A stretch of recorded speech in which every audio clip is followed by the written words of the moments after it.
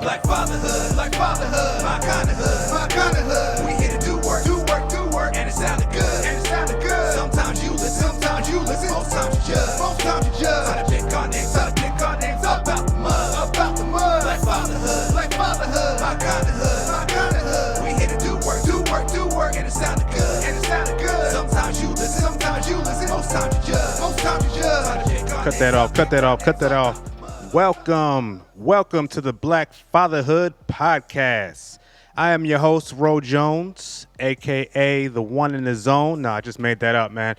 Thank you so much for joining me. This is episode 2. Every episode we do is a milestone, so I really appreciate y'all joining me.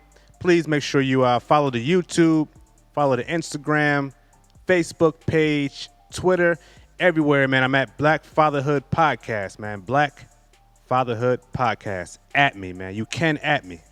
I know some people say don't at me, but you can at me, man. Want y'all to come follow along, man. Just make sure you smash that like button on YouTube. Hit that notification bell so that every time I'm on, you get a notification. Anytime there's an update on the YouTube page, you will find out about it. It's a beautiful thing, man. Technology. I love it. Once again, welcome to the Black Fatherhood Podcast. We back here for episode 2. I think it's going to be a great one, you know? Something to spark conversation. A topic that most black fathers have been through. Most of us have had these thoughts. I would assume, you know, it's nothing like the beginning, you know, before you even knew you were going to become a father. There's something about that time period, man, where nobody can take that away. Nobody can fake the funk during those times. Either you ready or you're not. Either you're excited, you're scared, or you're just acting like, you know, you got no fears in the world. That's impossible, man. How can you not be fearful? Raising a kid, and what if you had twins? Oh my God. Raising a kid, raising a little one, man, it's just nothing comparable to that, man. I don't know how our parents did it, but this is how we doing it, you know, for this generation, whatever generation you may be in. So with that, man, you know, I made sure to title this podcast, Should I Become a Black Father? It's a crazy title. I mean, why would I even name the podcast that? Should I become a black father? Yes, of course. Why not? Now that's the obvious answer, right? Now that I am a father, now that I am a black father, that's the obvious answer. But of course, at the time, you don't know. You don't know how you're going to feel. You feel nervous, feel anxious, you know? How do you feel? Because I know, man, I've asked other black fathers, and they had all types of feelings all across the board, man. More feelings than I can even imagine. You know, I made sure to put that question out there to the world to figure out how other black fathers feel. And I'm going to reveal that to you shortly on this podcast episode, man. We're going to find out how other black fathers feel. Did a little poll just to see how, you know, people feel about this situation, how they felt when they first found out. Because I know how I felt, man. I was nervous. I was excited. I was super anxious.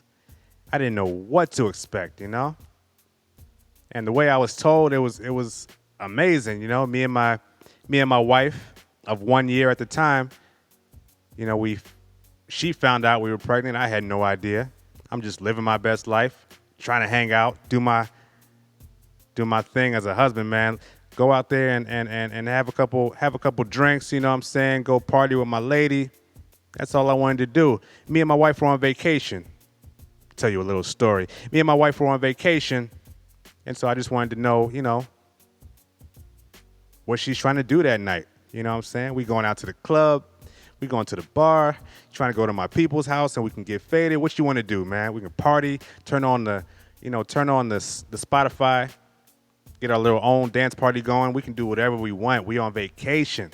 Let's get it done. We in Philly, you know? Me and my wife like to go vacation in Philly and New York, especially during the holidays, see the family, you know? It's a beautiful thing that we're so close to each other, both cities. Shout out to New York.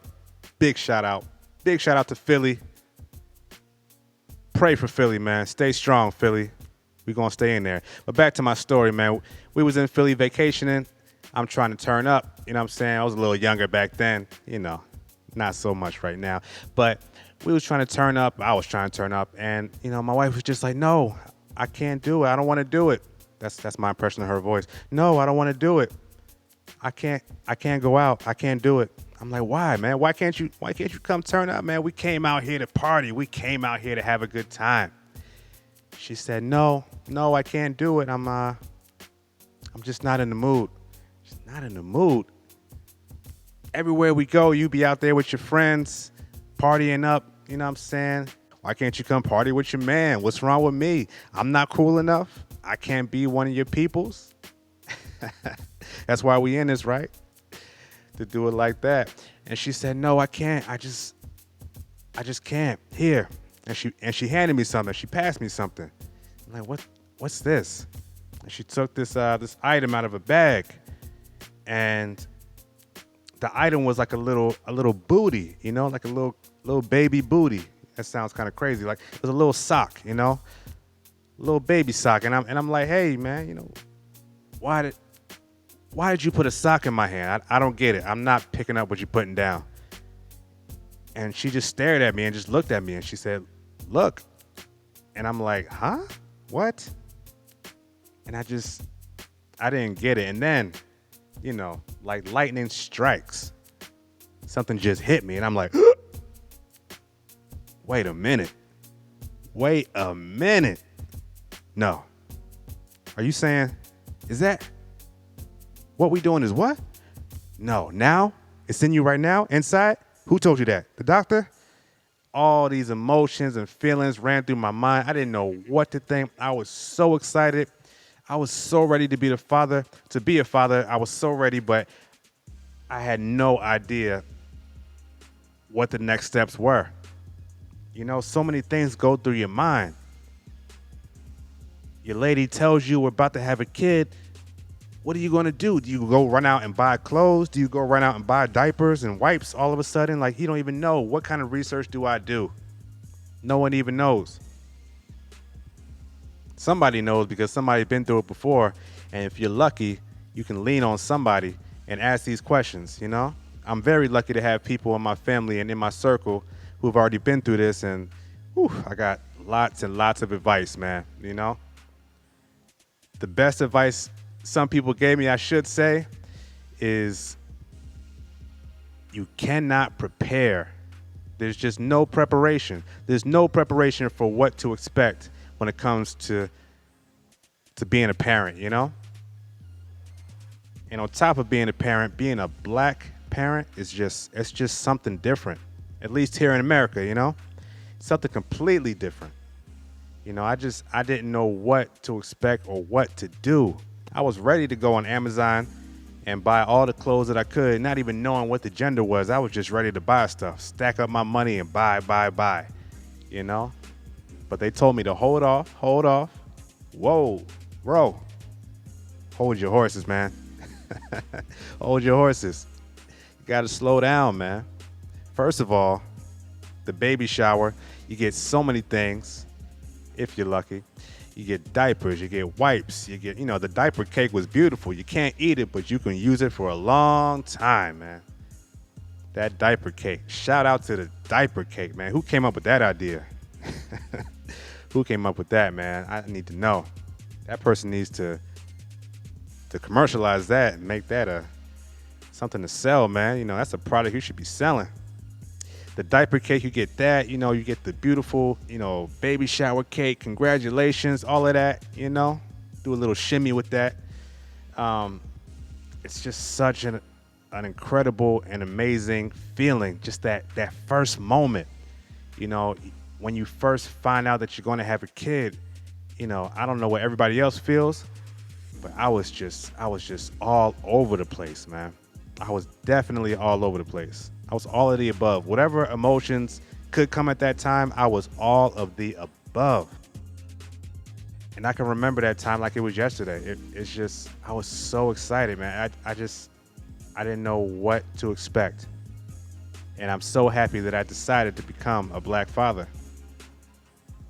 And so that's why I ask the questions, to other people. Should I become a black father? Should you become a black father? What were your emotions when you found out that you were becoming a black father? It's very, very, very nerve-wracking. And with that, I had to bring up this topic. I just had to, because this is the beginning of the podcast. And with the beginning of that, I had to, bring myself back to that first moment. I wouldn't even be able to speak to this experience if I wasn't there, You gotta be there, man. You gotta be there, fathers. Gotta make sure you're there. It's an amazing experience to speak to. A black father. Scary thing. It's a scary thing whether you're having a son or a daughter. It's a very scary thing. It's like, what am I bringing into the world? Who am I going to bring into the world?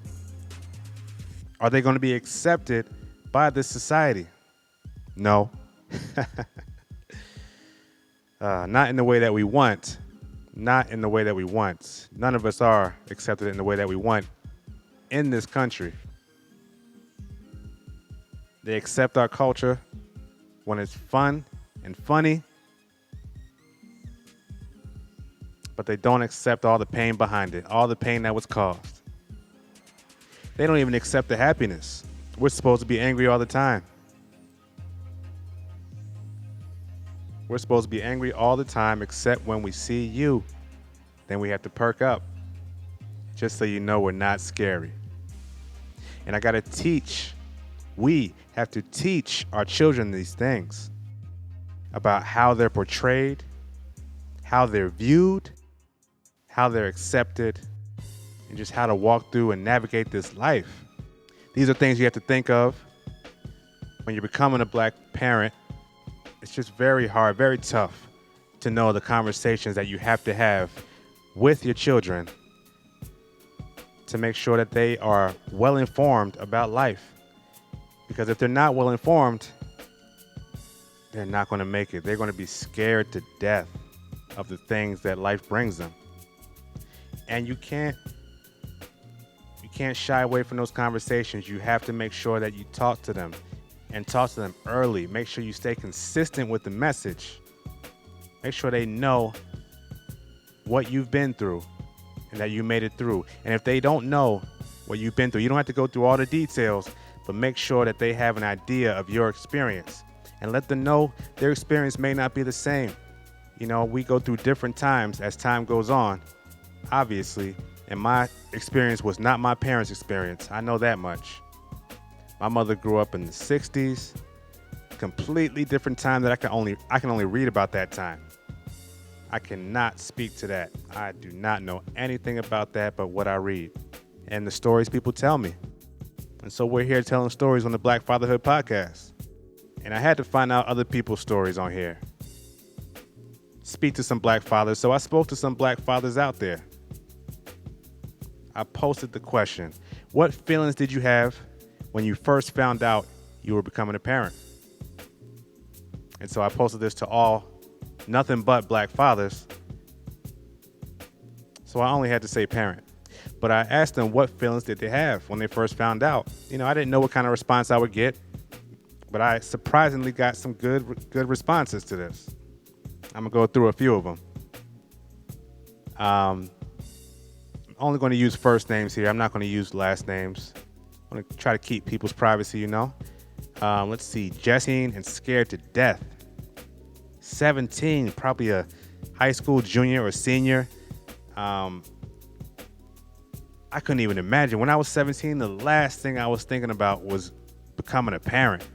Like, who's thinking about that? You're thinking about possibly college, possibly getting a trade or getting a job. Maybe a real job if you're working a BS job, but 17 and getting ready to have a kid, I cannot imagine. I can't imagine what that's like.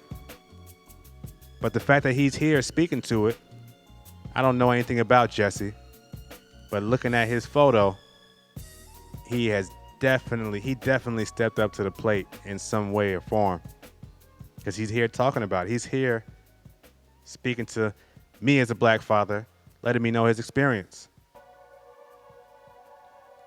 This guy was a former teacher, retired educator. So that lets you know he made it through. And his kids made it through too. So just because he was 17 and scared didn't stop him from becoming a black father.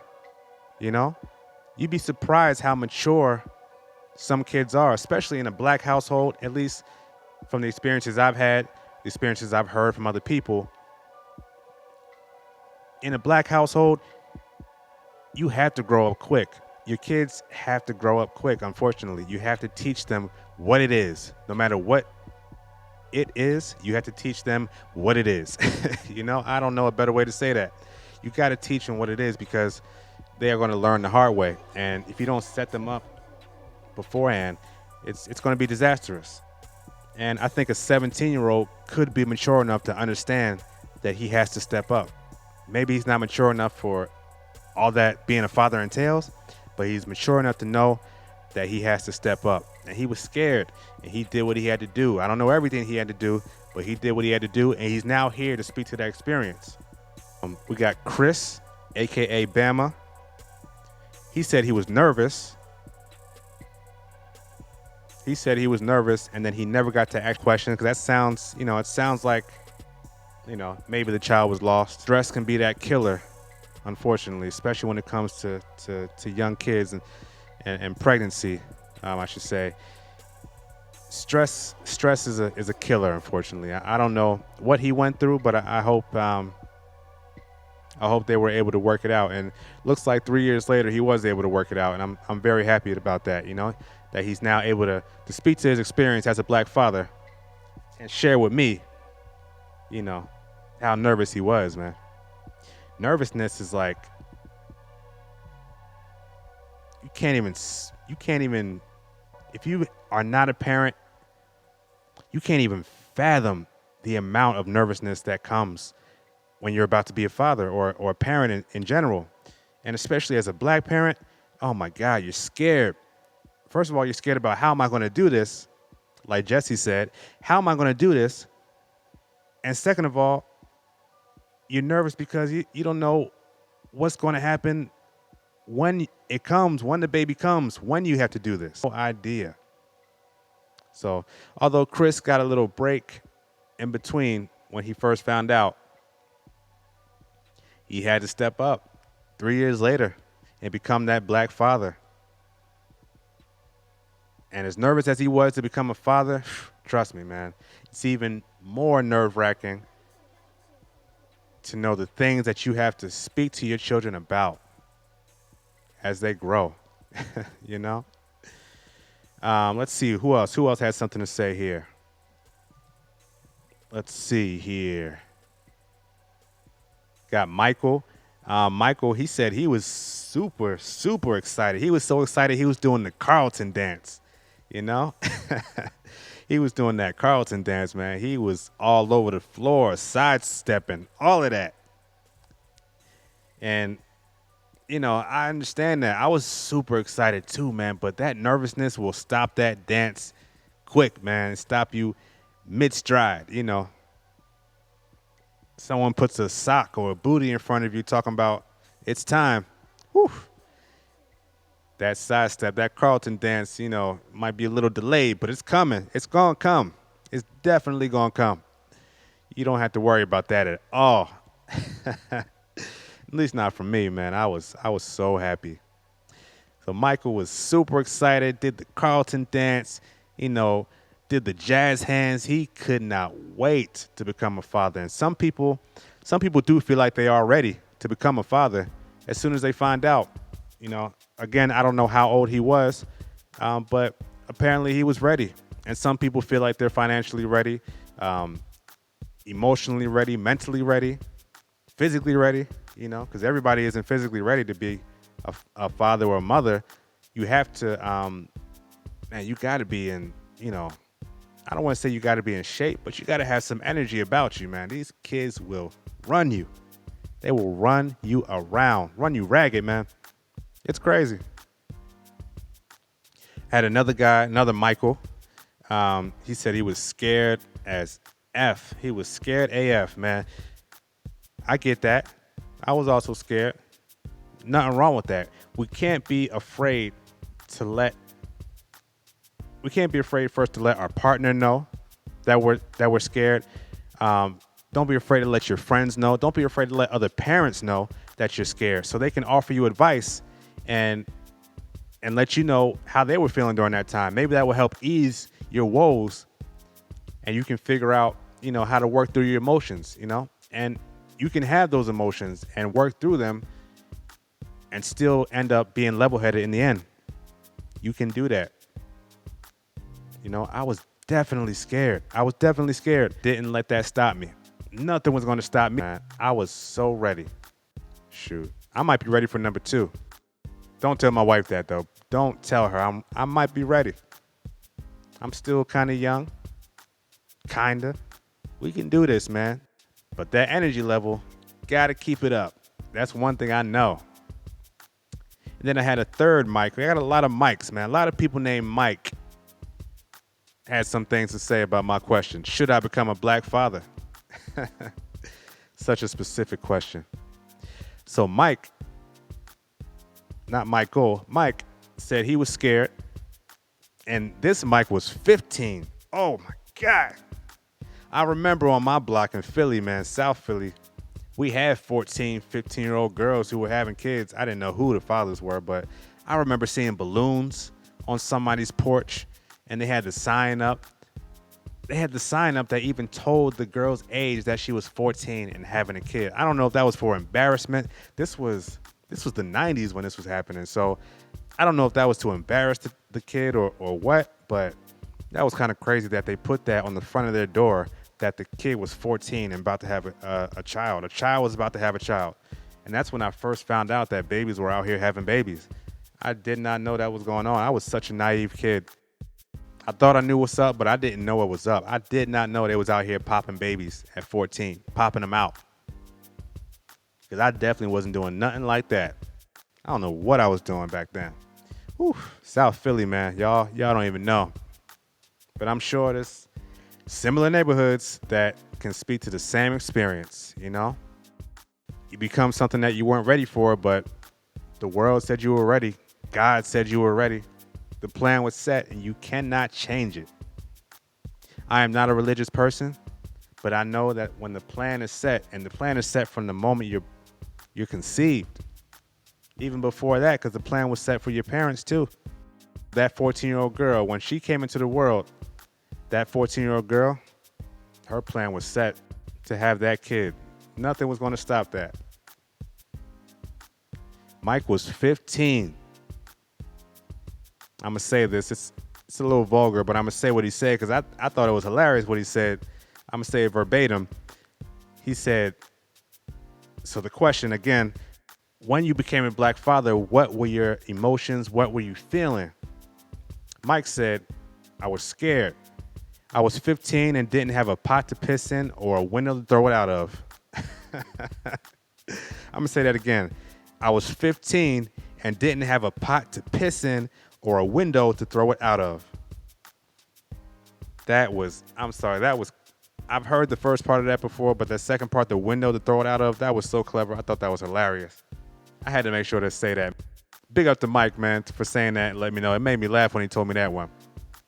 But I get it, man. Like 15 years old, he probably didn't have a job. If he did have a job, he wasn't making nothing. Most places you can't even work officially until you're 16 years old in most cities that I know of. So 15, maybe he was working under the table. Who knows? But, a pot to piss in and a window to throw it out of, who would have had that? Nobody would have had nothing at that age. Even if you come from a privileged household, at 15, you don't really have much usually. You definitely don't usually have what it takes to become a father, but you better find it. You better find it at 15 or at 17. You are now a man, Without a bar mitzvah, you are now a man. So I had 3 Michaels in a row talk to me about this and talk to me about their experiences, man. I thought it was amazing. I thought that was cool. First of all, that Three Michaels responded to me, responded to my question. Three Mics, man. Shout out to Neil Brennan and his Netflix special, Three Mics. Funny and very, very intuitive, man. Very clever. If y'all didn't catch that, check that on Netflix, man. Neil Brennan, Three Mics. Great comedy special, man. That's Dave Chappelle's co-creator and co-writer for The Chappelle Show. Y'all should definitely check that out, man. I'm giving a plug. I don't care. I got to plug it. Nobody's paying me for it, but hey, when it's good, it's good. Let's see. Who else responded, man? We had Jeff. Jeff responded and gave a lot of information, actually. So he said, at first I was shocked. At the time, my wife and I were planning our wedding and had just put a non-refundable deposit on a venue. Once the shock wore off, it was nervous excitement. Nervous excitement, yeah. That's a very, very good way to put it. Nervous excitement is definitely what I felt. You're ready, but you don't know what to do. You're ready, but you're not sure how it's going to go down. You're ready, but you don't know if you're really ready, you know? And you have to be. You have no choice but to be ready. So I had some follow-up questions for Jeff because Jeff gave me a little story, man, behind it. I'm like, you were planning your wedding and found out you were pregnant? That's crazy. That's crazy, man. So I was wondering, did the baby come before or after the wedding? You know what I'm saying? Either way, it's right on time. Because once again, like I said, I'm not religious. And that whole bastard child thing, that's only if you're a religious person, man. If you're not a religious person, you can't put that on somebody. You can't call somebody's kid a bastard kid if they're not religious. That's you. That's your problem. That sounds like a you problem. You know what I'm saying? That's not what we have to do. We don't have to judge ourselves or label ourselves in that way. You know.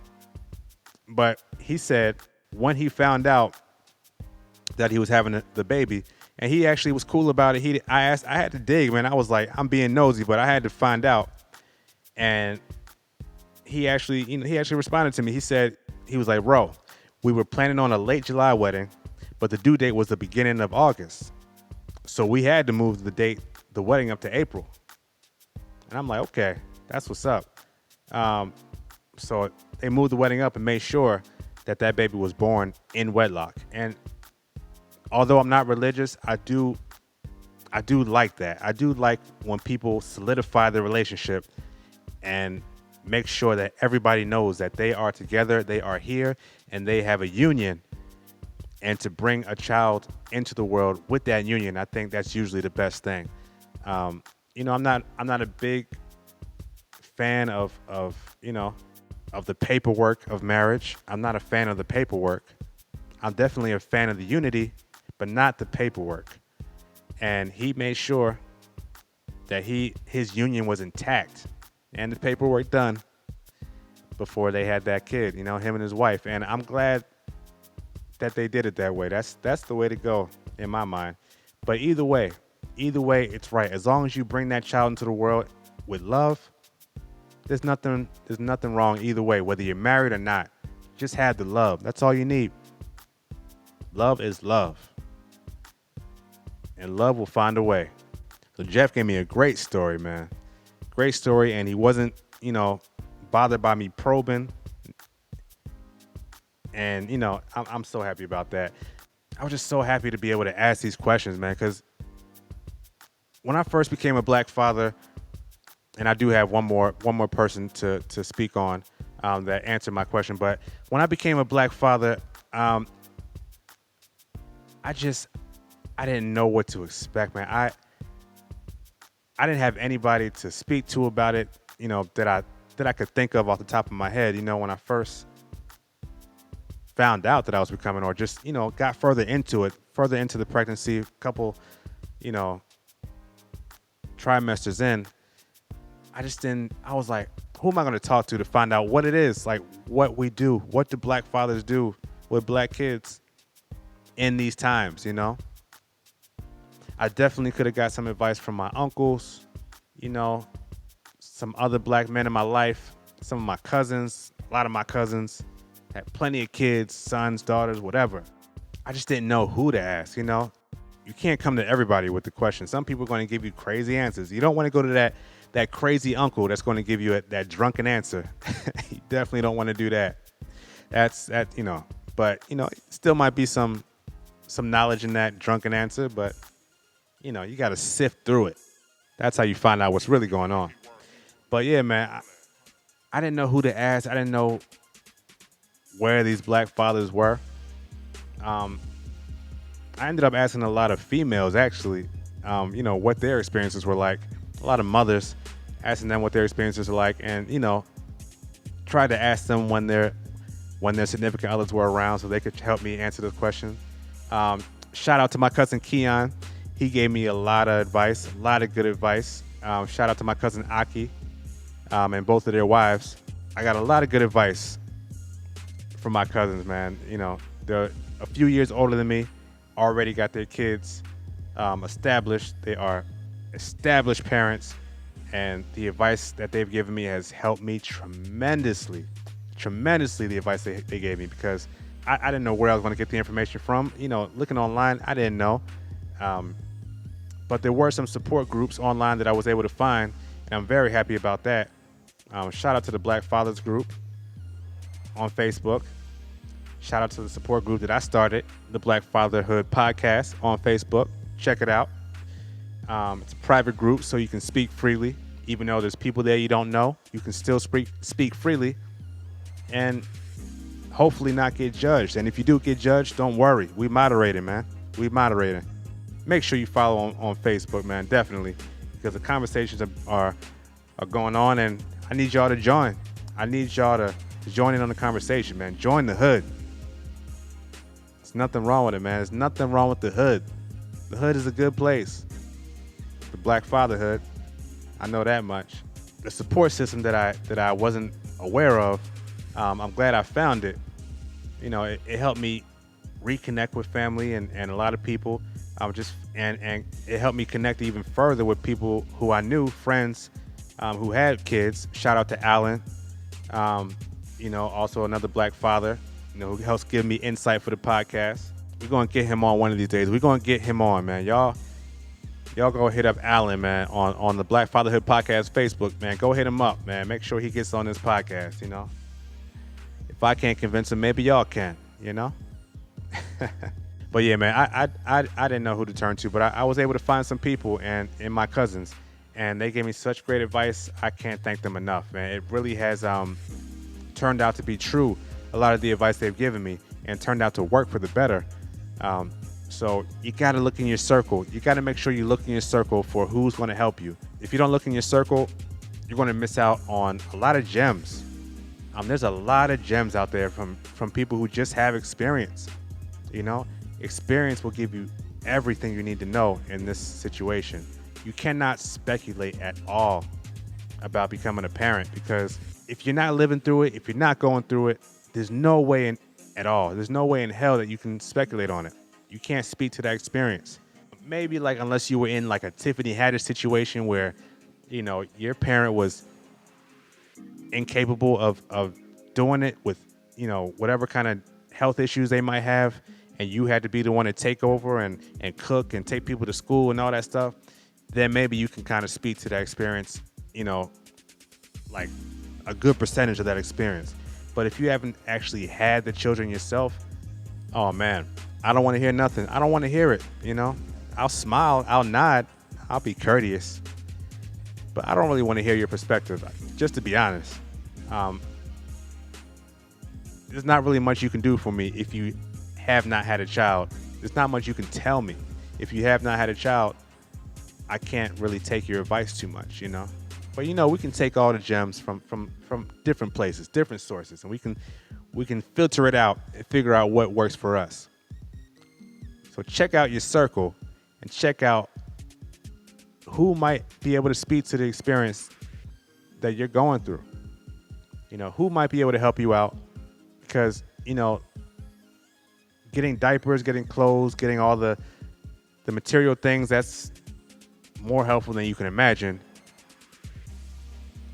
But the proper advice mixed with a good plan, that would take you far. That would take you very, very far. Because you can be broke and still have a kid that you don't understand. You could be rich and have a kid that you don't understand.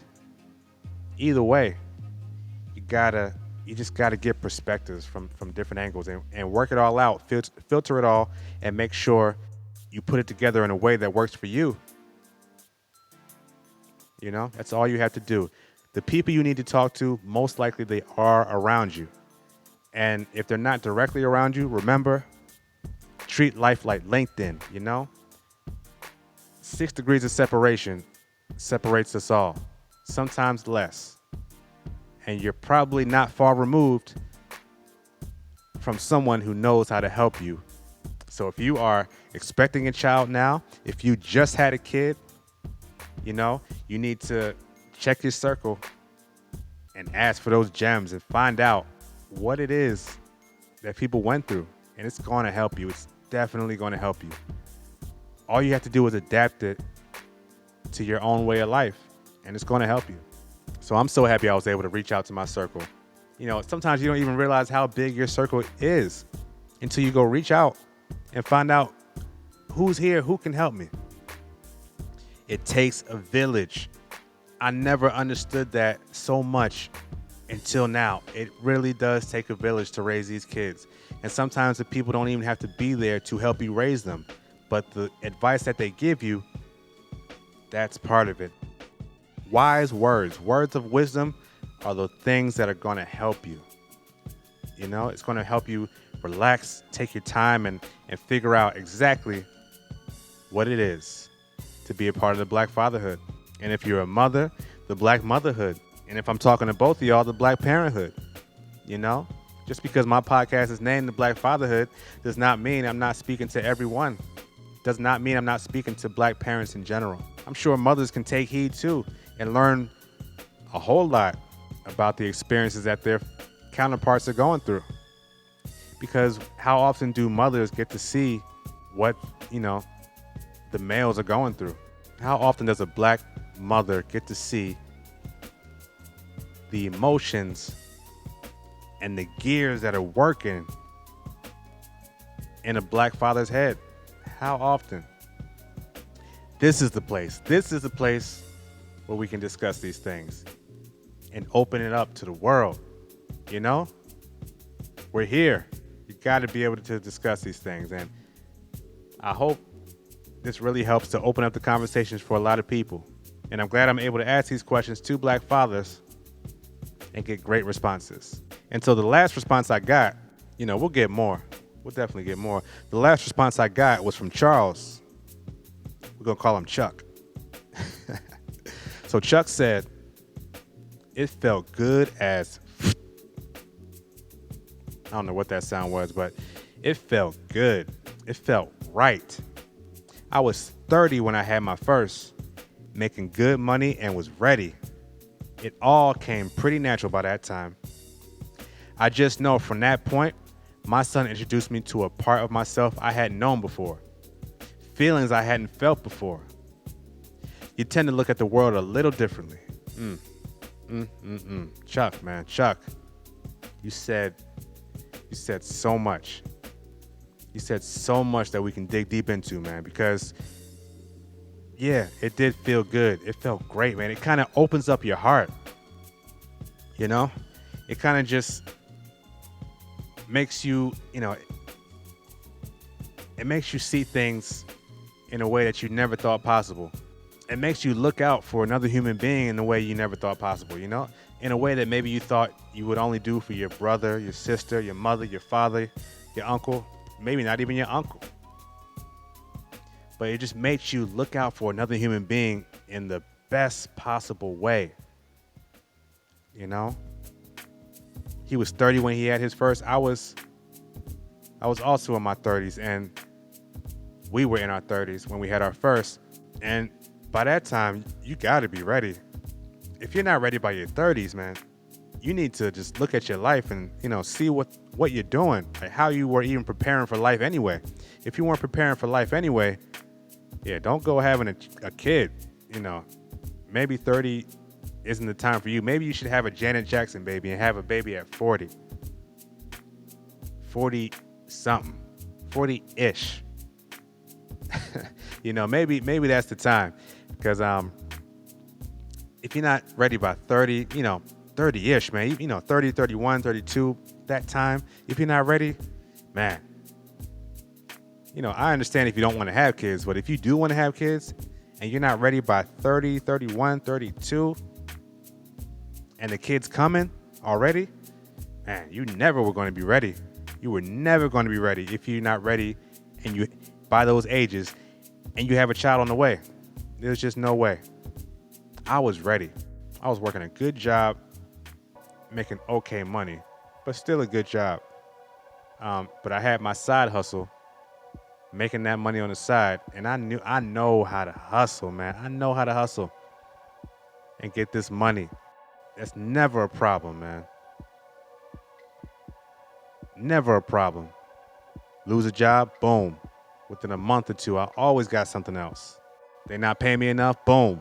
Go get me a second job. That job ain't working out, boom. Lose that job, find me a better job altogether. All I'm saying is you gotta hustle, man. You gotta hustle. I was ready. I was ready to put that baby on my insurance before it even came. I was ready, man. I was ready. I feel Chuck. I feel him, man. I feel what he's saying. 30 years old is a good time. Even your late 20s, I think is a good time because you definitely are going to have the energy. There's a good chance that you are into your career already, or, started a business or something. There's a good chance that you're ready, by 27, 28, I think that's a good time too. Good age. He said it came pretty natural by that time, which makes sense. By that time, I don't know if there's if this is a real thing, but I feel like men also have an internal clock. I forget the actual word, but I feel like men also have an internal clock, and we be ready by a certain time to have kids. Our bodies tell us that as well, just like they tell a woman, but our bodies tell us in a different way, in kind of a disrespectful way. Our bodies tell us in a very disrespectful way. We can't really hide, unless you're wearing like a Speedo or something. We can't really hide when we ready. When we ready to have a kid, can't hide that at all. Women, they can hide it, but you got to listen to the words they say. They're going to let you know when they're ready by the things that they say. 100%. We're going to have to get some women on the podcast here too, man, and make sure that we can speak to that experience, because I don't know what black father would be here without a black mother. Wouldn't be none. Yeah, you can get the seed, but you don't have to have the father. But a father has to have the mother. It's impossible. Impossible without it. Black women, we love you. You are the original, the first people on this earth were you. I love you for it. Thank you for bringing us here, black woman. Black woman brought us all here. I don't care who you are. Brought us all here, and I'm so thankful. Thankful to be a black father. And so, to continue with what Chuck was saying, he said he knew that his son introduced him to a part of himself that he hadn't known before. And I definitely feel that. Yeah, my son, man, it's crazy. Just like how my son, man, he's an incredible kid. Very, very smart. I just couldn't imagine life without him. Now that he's here, I just couldn't imagine life without him. I remember life without him, but moving forward, I can't imagine life without him. The past is the past. He is here. He ain't going nowhere, and we got him. And I cannot imagine life without him. I wish that everybody is able to speak to the experience of parenthood. If you're not able, I'm very sorry. But, there's definitely different ways to become a parent without birthing a child. But, if you're still not unable to have a kid by whatever reason, for whatever reason, I'm very sorry. But it's an amazing thing. Definitely not something to miss. Definitely something to experience. And our son, man, he made me realize how much more love that I had I didn't realize how much love I had, but he made me realize how much more love I had. And I appreciate him so much for that, you know? I really do. He is my world. He's everything. And even if number 2 comes, even when number 2 comes, I'm going to speak that into existence. He is still going to be everything. Just like kid number 2.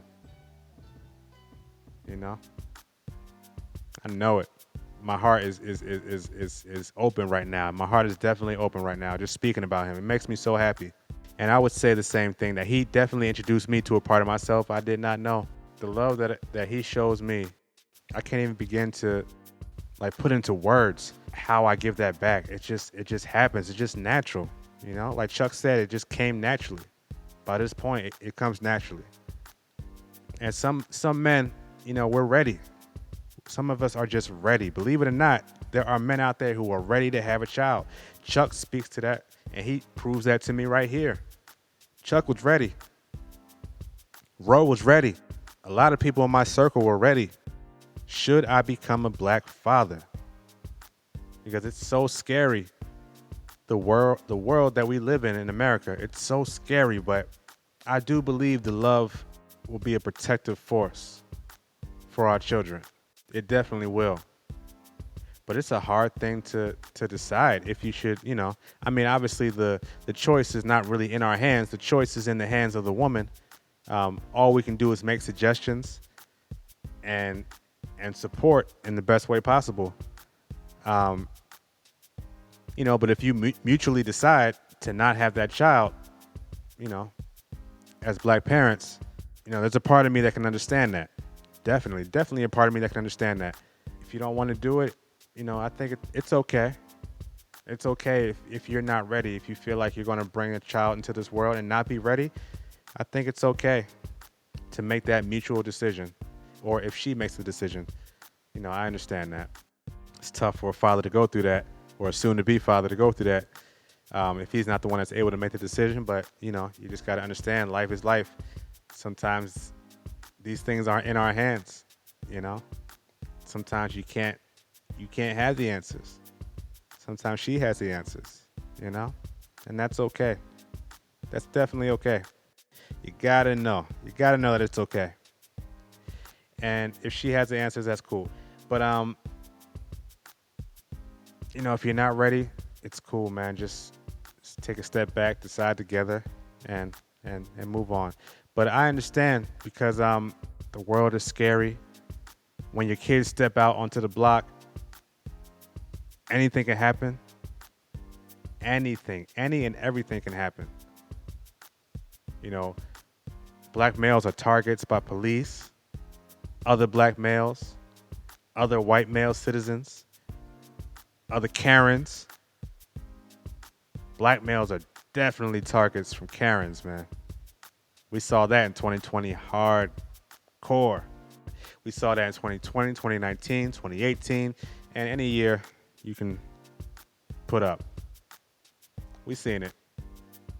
I guess that's not true. We see it now because it's on video. So we've been seeing it since these camera phones have become an everyday thing. Now we see it. We didn't see it before. I guess, yeah, we didn't see it before at all. It was probably a story, a tale that people talked about, passed through word of mouth, but yeah, these Karens are real. These Karens are definitely real. You know, forget them, man. I'm not even going to get into that right now, but you know, all these factors add onto the fact that fear is a real emotion that you have when you are going to be a black parent. And it's not always the fear of what am I going to do? How am I going to take care of this kid? How am I going to afford it?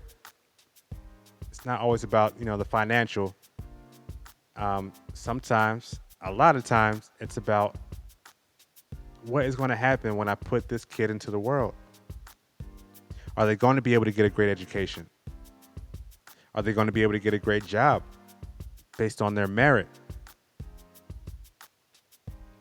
What if they're so smart and someone brings them down to a point where they start doubting themselves? There's teachers that do that. Definitely. There's definitely teachers that keep kids down. I remember when I was a kid and I was in third grade, and my mother, she saw this. Obviously, I didn't see this. I just saw how easy everything was. But my third grade teacher was teaching us backwards. She was teaching us stuff that we had already learned in second grade, like multiplication, division. Even she was still going over addition and subtraction. My mother saw that and did not like that. She had me transferred out of that class with the quickness, man. I didn't even know you could do something like that, transfer out of a class. I thought you just had to be stuck with your teacher forever. Nope, my mother transferred me out of that class and got me in a whole different math class where we were learning real division, fractions. Oh, it got a lot harder, man. I didn't like the fact that it got harder, but now that I'm older, I appreciate the fact that I was able to get a better education because my mother, black parent, saw that the teacher was teaching us backwards. White teacher, white female teacher, she was teaching us backwards. And the second teacher I went to was also a white female teacher, but she didn't have the same heart as the first one. She did not.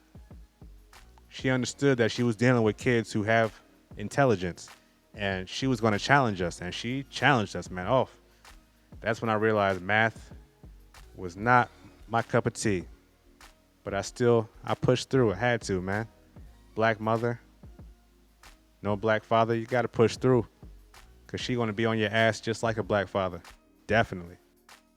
So you got to pay attention, man. You got to pay attention to your fears and your gut. I guess it's the moral of the story. Pay attention to your gut and know, that yes, your child can be okay, but that fear is real. But don't let it rule you. Don't let it guide your thoughts and your emotions or your actions, Sometimes it comes out in a positive way, like it happened with me in third grade, but a lot of times people let that stuff guide their emotions in a very negative way. And, people start popping off at the mouth, getting violent, being harassing, things like that are not going to change anything. It's going to hurt you and hurt your child most of all. And we're not here to do that. We can't hurt our kids in that way. We can't stop their progress. If you see that your kid is not getting the education that they're supposed to be getting, talk to somebody, talk to the school, talk to the heads of the school, talk to your principal, talk to the dean, Do what you got to do with a level head before moving forward. Should I be a black father? Yes. Yes, you should. We need you. We need all of y'all, man. My son needs me. I can't remember the last time in my whole entire life that anyone needed me the way my son needs me. My son needs us. And he's got us for life, forever. For as long as I'm here, he's got us. And that's something that's irreplaceable. There's no price you could put on that. Not at all. So I appreciate Chuck. I appreciate Jeff. All the three Mikes. The Michaels. Oh, I think I missed one. You know what? It's all good. We're going to keep moving on. I appreciate Chris, Jesse. I appreciate Bernard. He also gave me some insight. He said, let me just say, he said he was excited, and when he was born, he cried big tears. Big tears. I did not cry. I did not cry. What I did, I almost stuck my head right where the baby was supposed to come out. I just wanted to see it, man. I was just so excited to see it. I felt like I was the doctor, man. I don't know what the hell I was doing. My head was right there. I was just looking. Like, look at this amazing sight. Look at all this afterbirth. Look at all this disgusting stuff coming out around my beautiful baby. I loved it. I loved it so much. It's crazy, man. I can't look at gruesome pictures online or video, but when I saw that baby come out, I could not look away. There was no fainting. There was no nothing. No tears. Nothing was going to blur my vision and stop me from seeing my son being born, man. And I always correct myself. Our son. I always correct myself. When people say my kid, my son, my daughter, it's it's just very dismissive to me. So I like to always make sure I say our, because I didn't make this kid at all. And, I just provided the seed and the recipe. She put it all together. She cooked it. She followed the directions pretty good too. I'll tell you that much. But yeah, man, I appreciate everybody that gave me insight on this question about how people felt, how black fathers felt during this, time before the kid came, because, I don't hear anybody talking about that. I don't hear anybody speaking on what it's like for a black father before they come, like the crazy emotions that you can go through, knowing that it's super scary to be a black male or a black female in this world. Black females over-sexualized, also attacked, experience violence, experience cattiness from other females, not having a huge pool of black men to choose from sometimes, depending on where they live. Definitely depending on where they live. With so many of us being incarcerated, it must be tough for black women who love black men. I can only imagine. There's still plenty out there, but, as they keep funneling us through the system, I can only imagine how hard it is for black women who love black men to find a mate, But we're out there, man. We are here. We here. You can't take us away, Well, they're taking us away every day. And that's part of the fear. That is part of the fear. I definitely have those fears. And, I'm going to have to do a part 2 of this episode, definitely. Sometime down the road, maybe season 2, who knows? But there's just a lot to talk about when it comes to the feelings and expectations, and experiences before the kid's even born. There's a lot around that. And we're going to dig deep. We're going to talk about it. Definitely. Stick with me, man. We here to talk. The conversation is going to open up. We're definitely going to have guests. I've got some good insight from some people who support the podcast, who want to see me do well, who want to see this work out. And, we're definitely going to have some support moving forward. And it's exciting. It's definitely exciting. I can't wait to keep it moving. That's the question of the day. Should I become a black father? My simple answer is yes, because we're needed. But the conversation goes much, much deeper, much, much deeper. So we're going to keep it moving. We're going to end the show on that note, because that deep conversation can go on and on and on. And I want to thank y'all so much for listening to the Black Fatherhood Podcast. I am your host, Ro Jones, the hostess with the mostest, bragging and boasting. Make sure you catch me on YouTube, Stitcher, Buzzsprout, iTunes, all over the internet. Facebook, Instagram, all social media at Black Fatherhood Podcast. We are there. And make sure you separate the father from the hood. Even though we in the fatherhood, it's father space hood. The black space father space hood. That's the best way you're going to find me, because it's the fatherhood. It's the hood that we are a part of. You got to be a part of the hood, man. So join on all social media. Make sure you smash the like button. Make sure you hit the notification bell on YouTube. Make sure you like and share on all social media. And just share this with everybody, your friends, family, mom, dad. I try to keep the cussing to a minimum so you can share this with everybody.